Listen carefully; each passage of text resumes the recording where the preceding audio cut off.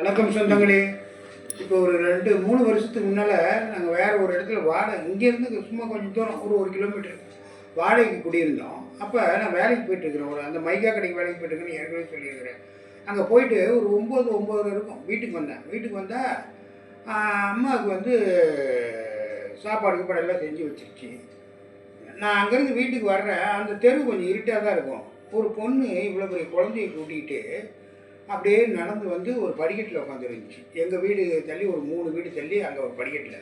நான் இப்படியே பார்த்துட்டு வந்துட்டேன்.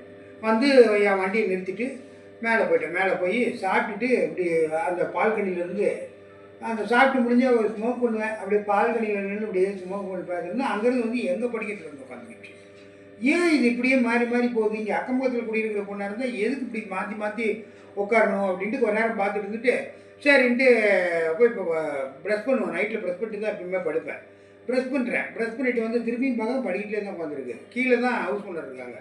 அப்புறம் நேராக ஹவுஸ் ஓனர்கிட்ட போனேன். போய் இது மாதிரி சொன்னேன், யாரும் தெரியல ஒரு பொண்ணு இந்த மாதிரி உட்காந்துட்டு இருக்கு, என்னன்னு கேட்கலாம் வான்னு அந்த பையனை. அப்புறம் அவன் கதை திறந்தான். திறந்து ஏம்மா என்ன விஷயம், நீ எங்கேருந்து வந்தேன்? பேசாமையே இருந்துச்சு. கண்ணு சொல்லுமா, என்ன விஷயம் சொல்லு, நான் உன்னை அப்பா மாதிரி நினச்சிக்க, என்னன்னு சொல்லுங்க. இந்த மாதிரி பக்கத்தில் ஒரு ஊர் சொல்லிச்சு, பள்ளப்பட்டி. அந்த பள்ளப்பட்டியில் எங்கள் வீட்டுக்காரன் குடிச்சிட்டு வந்து டெய்லி என்னை அடித்து துரத்துறான் பாருங்க. ஜாக்கெட்டெல்லாம் கிழிச்சு விட்டான்னு இப்படி போக்கிட்டு தான் இருந்துச்சு. சரி பரவாயில்ல விடு என்னாச்சு அப்படி இந்த மாதிரி அடித்து துரத்துறான். தான் நாங்கள் 2 பேரும் போய் எங்கேயாவது சாவலான்ட்ருக்கோம். அடைய ஏமா வைத்துக்கலாம். அந்த குழந்தை அழுதுகிட்டே இருக்குது. ஏன் இப்படி அழுதுகிட்டே இருக்குது இந்த குழந்தை? நான் அங்கேருந்து வரும்போதையும் அது அழுதுகிட்டு தான் இருந்துச்சு. ஏன் அழுதுகிட்டு இருக்குதுன்னு கேட்டேன். பசிக்குது அப்படின்ச்சு. அப்புறமா மேலே போய் இருந்துட்டு மேலே போய் சாப்பாடு எடுத்துகிட்டு வந்து குழம்பு கிளம்புலாம் ஊற்றி எங்கள் சம்சாரத்தெல்லாம் அதுவும் கீழே வந்துடுச்சு. வந்து அந்த பொண்ணுக்கு சாப்பாடெல்லாம் போட்டு அந்த பொண்ணுக்கும் போட்டு இந்த குழந்தையும் சாப்பிட வச்சு சாப்பிடவே மாட்டேன்னுச்சு. அந்த பொண்ணு சாப்பிட வற்புறுத்தி சாப்பிட வச்சுட்டு எங்கள் உங்கள் ஹஸ்பண்டு ஃபோன் நம்பரை கொடுக்கணும். அப்புறம் கொடுக்க மாட்டேன்னுச்சு. குடும்பம் இப்போல்லாம் சண்டையில் குடும்பத்தில் இப்படி தாம்மா பொம்பளை.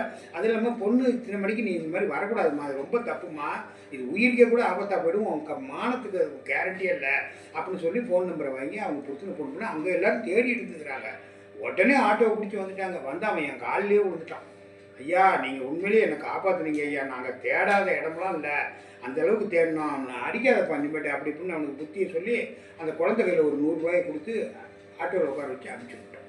இது ஒரு சம்பவம். இதை அதனால் உங்கள்கிட்ட சொல்லணும் அப்படிங்கிறதுனால தான் இதை சொல்கிறேன். நாளைக்கு வேறு ஒரு தகவலில் உங்களை சந்திக்கிறேன். பாய்.